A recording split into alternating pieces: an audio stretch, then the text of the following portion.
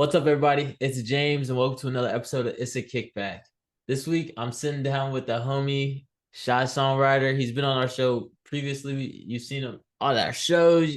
Honestly, it's very rare you don't see us working together. Shy, my brother, what's up, man? Hey, I'm blessed, bro. How you feeling? Good, man. I'm trying to get back to it, man. I'm trying to work like you've been working, man. You've been on the road, I'm, crazy, I'm, man. What you? I'm So, black and highly favored. You feel me? Man, respect. But you just got off the road with Nate, aka Nasty. Is that his full name? Nate, aka Nasty? Yep. Yep. Okay. I'm trying to be respectful. Yep. We're just gonna get right into it, man. We're gonna be talking about you as an artist, you kind of crossing over to partnering with artists, helping artists manage their careers, and kind of what all you kind of offer in that bag. Because as y'all know, and if you don't, be sure to the homie Becker call me 1 second. Well, that's my brother. Hold on, my bad. But as we all know, you wear many hats. Many hats. You were part of our first couple episodes, and actor, writer, poet, performer, rapper. You're a songwriter for other. Let me keep going. You got event host. Goddamn. Now you're a booking agent. Now you represent artists. So we're gonna talk about that as well. We're gonna talk about some events you have coming up to celebrate you and your success so far. And then we're gonna wrap and just talk about what it's been like working with each other, and just what we've seen in each other in the music industry, and kind of what we can look forward to seeing in our independent DIY environments in the Midwest. So first, you got an event coming up, right? Yeah, we got a birthday event coming up. Yeah. So myself and Swerve, we've been friends for over 10 years, but we met after being 21. So we're doing like a 21st birthday party, just kind of like a joke, but because we're old people. But but nah, like, really celebrating each other and our friendship, but also really celebrating what we've been creating over the years, and trying to showcase that, because that's really what the bigger thing is about it. Because I'm not really super big into like celebrating myself on my birthday type of thing. Any like I've done it before, I've had a party before, but like I'm more just like, let's go kick it with the homies and just call it a day. But I wanted to Yeah. kind of do something bigger and get energy from all the people that I've been coming across throughout my career and my life. You know what I'm saying? And put them all in one place, and also introduce to some of these people that's been working in a career as far as musically, and put them on stage in front of them. Yeah. So where is that happening? It's gonna be at the X Bar downtown Peoria. Word. So that's I don't know the address off the top of my head. I should know, but I don't. But I believe it's 1101 Southwest We're Washington gonna put Street. it in the description for you. How about that? I think I'm right though, but we can double check on that later. So edit it out if I fuck up. Yeah. But yeah, so it's gonna be at the X Bar, and your favorite DJ. They're gonna be doing the sound and lighting. It's gonna be amazing. LED screen. It's gonna be a vibe. Like, I'm very excited for the production value of what we're about to bring. And then we're gonna introduce everyone to some of the artists that we've been working with, along with, their fans will come out and support as well, and we get to be introduced to their fans as like, okay, you guys are working with them, that's super cool. And just kind of just crossing over everyone's support systems. Word. That's gonna be. So who all do you have performing? I got Nate and Grace. They're like doing their thing on the couples TikTok, but Nate and Grace both make music as well, so they're gonna be doing some songs. I got High End Guap. He's gonna be doing a track with me. I got Bad Guy Moolah's gonna be doing a couple tracks. Bad Word. FTL, Billy Fox. It's about to be a vibe. I believe that's everyone that's performing. If I forgot someone, I feel horrible. But that's pretty much everyone that's performing. And of course, Swerve on the ones and twos. He's gonna be kind of really just putting up the party vibes at the beginning, and then we're gonna have a performance in the middle, and we're gonna party out to the end of Yeah. the night type of thing. Yeah. I know how you get down. It's lit. Hey It's man, lit. look, Look, shout out I'm TL because I'm I calm know when. now. I shout out TL because I know when he did that joint for me, he had that motherfucker going crazy too. So that's the Yeah, vibes are immaculate. It sound like. yeah, it's gonna be cool. I think because we did a lot of over the past year and a half, 2 years, pretty much over since COVID. You know, we've been doing this Project 803 thing, and some of the songs that we've been either producing or helping with marketing for, or we're like booking for the artist, or we did any co-writing, or I'm on the song. That's pretty much what we're kind of introducing. A couple, oh, I got my boy DR too. A couple other songs aren't necessarily Project 803 songs, but they're like features that I have. So I still want to bring them along with what we got going on. So Yeah. it's just like I said, just bringing the homies together and having a good time. Yeah. That's what's up, man. It sounds lit. It sounds lit. It looked lit. The lineup is fire. But you bring up 803. Let's just go into Project 803. Let's just go into that point. That's a conglomerate of you and Swerve Samuels. Shout out Mhm. Swerve. Turn me up, Don't forget the Swerve. SI. Turn me up, Swerve. Uh so Project 803. See, you mentioned that you guys have created songs with other artists. What exactly is Project 803? So Project 803 is pretty much like a la carte label, is what we might as well call it. Because Okay. what we started doing was just kind of producing for artists, executive producing their projects, more kind of helping them with the marketing strategies, making the beats, connecting them with people, things of that nature. And the overall goal from the beginning was like to start getting them on shows and connecting with that. So anything I was already doing, I wanted to start putting them into the shows that I'm working on or whatever. And then just because like if you show us love that early, we could definitely kind of continue because most artists just love to perform. And it kind of ended up being where we went on tour with B Henshaw. And I Right. remember him asking me about, tour management and stuff like that, or just like being a booking agent. And I was like, that's not for me. But as we sat down and thought about it more, it was like maybe that's just something that we could like partner with, and it's not like this is all we do, but we can do it as a conglomerate and make that part of Project 803. Because I mean, we do shows anyway, so it's like why not? Yeah. Yeah, and that's So fire. yeah, so it kind of all kind of came into play together, and so uh the overall goal is to help artists not be to really learn the game of the music business and also get opportunities to go further than what they're already doing without actually having someone being like their manager or telling them what to do necessarily, unless that's what they hire us to do. You know what I Yeah. mean? And whatever they hire us to be part of is where we kind of come into play for whatever time period it needs to be. But like if we obviously produce it or co-write it, I always say it's like whoever has any ownership in the song, it's like us all having like a child together. You know what I Yeah. mean? Like we co-parent, and there's no like no matter what, even after 18, this kid's always in our life. You know what I mean? So Yeah. that's kind of like how it goes. Once we make that decision to create a song, we're here for that. And so anytime something come up like later, like oh we want to Swerve just was DJing that for the Cubs, and he ended up dropping one of our songs at the game, the spring Oh training yeah, game, yeah. and it was T's drop "Take Back the Night," which is Billy Fox's track, and we helped with the production and writing and stuff, and so it was like didn't really know what song he was gonna do that. I didn't know he was gonna do that, but he did, and so I was like, hey, let's, and that was made like a year ago, a year and a half ago, so it's Yeah. like that's the goal, you know what I mean? Yeah. No, that's dope. That's dope. So it sounds like they get a lot out of working with you guys. Not only the performance opportunities, but the production and the songwriting. You guys also do like workshops too, right? Yeah, so that's kind of where some of the songs have been coming from, is where we do a workshop, we bring artists in, we try to limit it to like a certain amount of artists. They come in and we teach them about registering their music and just like we talk about marketing strategies, but while we're creating a song, so it's like an 8 hour, it was originally like a 10 hour studio workshop. So we're there for 10 hours, we feed everybody, we just record. Some people haven't had that experience of having a producer right there, so he's making the beats like right in front of you, or he has some stuff that he already started and he's just adjusting it, and then we write and record, so you everything's ground up right then and there.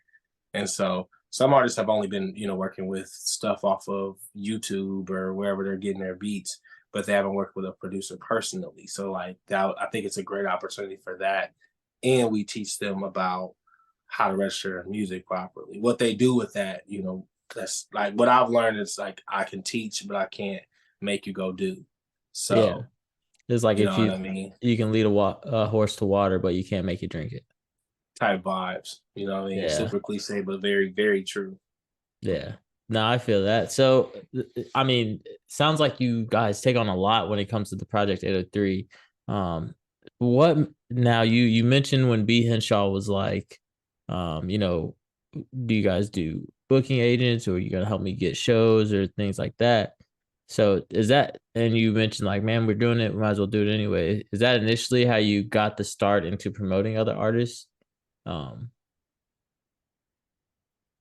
I think that, originally I've always been booking my own shows. Like even when we were in high school, like we didn't have nobody booking stuff for us. We were just doing it. And then yeah, when I got to college, it was the same way, like kind of just handling booking like me and maybe like another person on our team and we were artists. So it was always a DIY vibe. So I kind of just continued to do that outside of the team that I already had. So at the time I had a team of artists that we were all working together and it was like DMV Entertainment. And so we yeah, all was like doing shows and it was just like concentrated on that group of people. But after I kind of went out of that, I ended up getting hired to be a booking agent at a venue in Peoria. And I think that's when it really kind of started taking off, where I was like focusing. So it wasn't like I just kind of wanted something to do that I was good at already. yeah, And I was like, well, I can book shows for myself and I can, bring people out. And it's also a smart way to scratch each other's back. So if there's an artist that's from Cali that wants to come to Illinois and I'm the booking agent and I perform, I can bring them there. And, if they decide, hey, blah, blah, or if I'm like, hey, I'm in Cali, do you know any spots? It's a little easier to get that type of conversation going yeah. when you kind of doing for each other instead of it being like you just hitting them up out the blue. Yeah, not man. That hitting up out the blue, you be Cold calling, cold emailing, man. That's cold text message, whatever you want to do it. Cold DM, yeah, however you want to see it. yeah, It'd be hard. yeah. It's definitely rough on you. You got to be thick skinned for that. So so is there a criteria you have for when you work with these artists, or is it just like, okay, you look solid, or you hit me up, let's see what I can do for you? Uh, I think there's a couple levels to it depending on what we're speaking on. Are we just speaking in general, or just like in general working with another artist? Let's stick to the promoting. So when it comes to Right. shows, how do you decide, yeah, I can make something work with you, or do you just get started and be like, yeah, no one's biting, sorry, or do you kind of vet them and see like where they're at, like with their IQ in a sense, like So as a promoter, I would call even more say event curator, concert curator. there. I do like showcases and things like that. So that's when I kind of don't have a huge criteria on if they're even a solid performer, if their music's great, just more giving them the opportunity to showcase their art. I'm not here to judge whether it's good or not. I just want to put you in front of the people and see if you can bring people out. And if you're gonna be respectful, professional, then that's the way I can see how serious you are for anything in the future that I may be doing. It's like quote unquote bigger, right? But if we're looking at me personally or Project 803 personally working for you as a booking agent, uh, to be honest with you, you really truthfully have to have a draw. Like there's not I'm not really the time to build an artist up is just not on that end. That's like what I mean. It's kind of hard because I mean I know how the grind is, and I prefer to see someone like where they know what we can bring to the table. We bring value, and they bring value instead of it being like we bring value to book you for something, but like if we're pitching you, most of the time people are gonna probably say no because their question is like, how many people can you bring out? Essentially for any Yeah, venue, any promoter, they're gonna ask like, how have you been here before? How many people can you draw? you know, how much if you got a guarantee, am I gonna make that money in some? And that's the truth about it. And I Yeah. know I'm a like there are artists who are very talented and they say, oh, I'm, you know, $300 to perform, and you know, they lose a lot of opportunities because, but are you bringing people out? Yeah. No, but I'm really talented. Well, that's not necessarily Yeah. gonna help us financially. Now, if you want to work out some type of deal, okay, how about we give you tickets to sell? And then, you know, we can work from that. If you feel like you can make $200, $300, whatever the number is, off of a guarantee, then you should be able to sell that many tickets and some. Yeah. I agree. You know, I mean, yeah. unless you, I mean, there are some talents. I mean, there's some, we work with some people who are really talented. It's like you bring so much to the show that I'm willing to just say, you know what, I'll bite the bullet and Yeah. throw a little extra something with you. Maybe not $200-300, but I'm gonna make sure that you get here and you got a place to stay. I can at least take care of that stuff, you know, little things like that. But that would have to be you know, you got to be one of them. Yeah. You Yeah. feel me? You got to be one of them. Yeah. I need to know my investment's worth it. And similar to you, it's like I'll give you tickets. I feel like we kind of adapted the same model. It's like, man, you pay this deposit, you sell these tickets, you come back for more tickets, and we split the sales. And you know, when I was doing music and early on in your career, there was no you make money off your ticket sales. Yeah, there was some. Basically, they'd be like, "Oh," and it'd be nice too because they didn't really have like a upfront fee or anything, but you wasn't getting no money. You Yeah. just bring that money, or you might get like $1 a ticket, $3 a ticket. But like, what the fuck is $3? If I'm not selling 60 of them, if I'm only selling 20 tickets, that's $60. That's cool, you know. But like, it does take care of travel. So you know, beggars can't be choosers. But shit, sometimes it wasn't getting you anything. And that's Yeah. only if you sell a certain amount. So there was a lot of grinding that you had to do. And so now it's more of a like, you know, I don't even think I do for on my end. I don't even like to do the pay to play idea either. It's kind of that, but not like I'm more focused on like I'm gonna give you things. So if you're gonna do this show, I'm gonna have a videographer there to shoot for your set. So that's what you're paying for. I have a DJ that's coming out and gonna play your set and make sure your tracks that he can just actually like spin your tracks in and out so it's a clean Hold show. on, let me write this down. Like because that way it's like that's understood and like you're getting more out of it. And still people won't, they're like, I'm not paying for that. Well, Yeah. if you don't understand that right now video content is king, like if you come to a show and there's only 5 people there and I'm still on you with a camera and giving you content, Yeah. you just take now you get to take that content and do what you do with it. But Yeah. but you got to be smart enough to want to make that decision.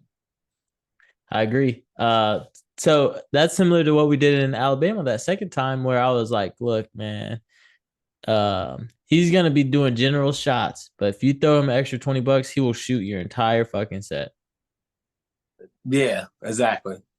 So I was like, you take care of him, you know, because I'm gonna get enough for you, but I'm not gonna get what everything that you would like me to get. So yeah, I think that's dope. I think that's dope. It shows value in the package because it's like they're gonna be there, but they're not gonna be there for you. Now they're there for you. Yeah, So exactly. So that I makes bring sense. him. Yeah, I'm bringing more, and you still get to sell tickets and make money. Yeah. So you're still getting tickets to sell. Like you know, you get if you can push it. You know, that's there's some people out there who can make some really good money off of selling tickets. Like if they got a following, like you know, but you got to be smart about.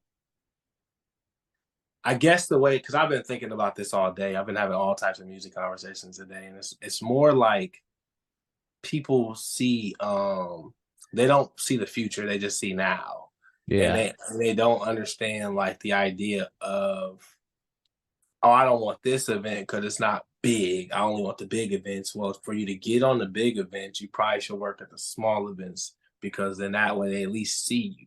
I've never heard of you. I don't know you. I don't. Unless you sent me a song, the song is dope, but you have no performance footage anywhere. You have no EPK. Like, you know what I mean? How am I gonna book you for a show that's huge, quote unquote, in your eyes, my eyes, whatever the case may be? Yeah. But you don't want to do the small stuff, but you haven't built a resume. It's like basically, how do you get that job? You can't just walk into a place and get $100,000 a year job with no resume. Maybe if Yeah. you know the right people. Yeah. You got to know the right people, but how do you know the right people? Did you grow up in the right area, or did you put yourself in them places? Yeah. Nah, So I feel that. And that is I don't know, maybe it's just our area, because I feel like when it comes to certain, like when I visited New York, it didn't feel like it was like that. When I visited LA, it didn't, and when I visited Birmingham, it definitely wasn't like that. But here, for some reason, they feel like they just deserve to be up here. And it's like you said, you've never performed anywhere. Why do you want to skip this? Like, you low key need this more than you think.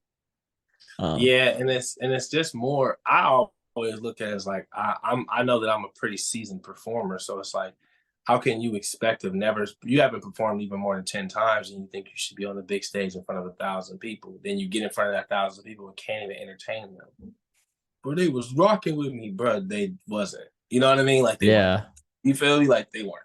And it's like, you got to be able to entertain and be able to do that. So if you haven't even had to practice, and I mean, there are people who have it. You can see it. Like, they got it. All they need is like the right things, the way to move around.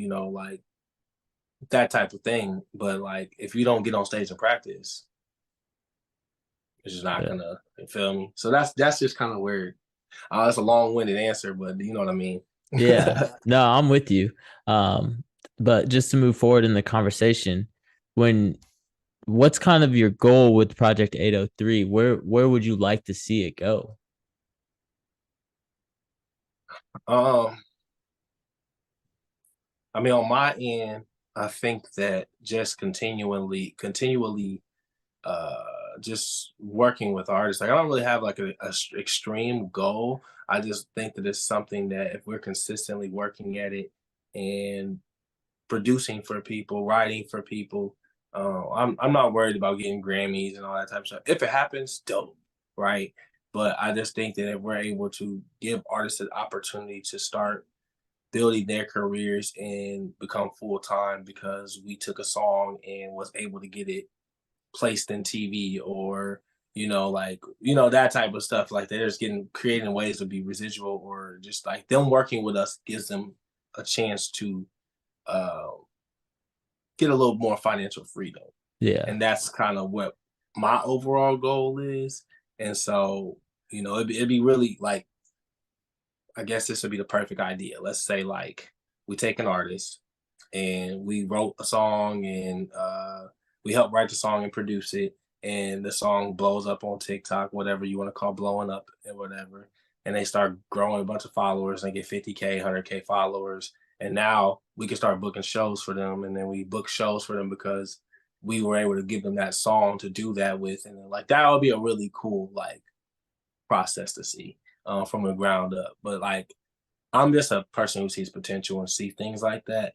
Mhm. Um, so it's really hard to say where I want to go with it. I just like to continue to create. I don't have like a super goal with it besides creating and seeing people be financially free a Yeah. little bit.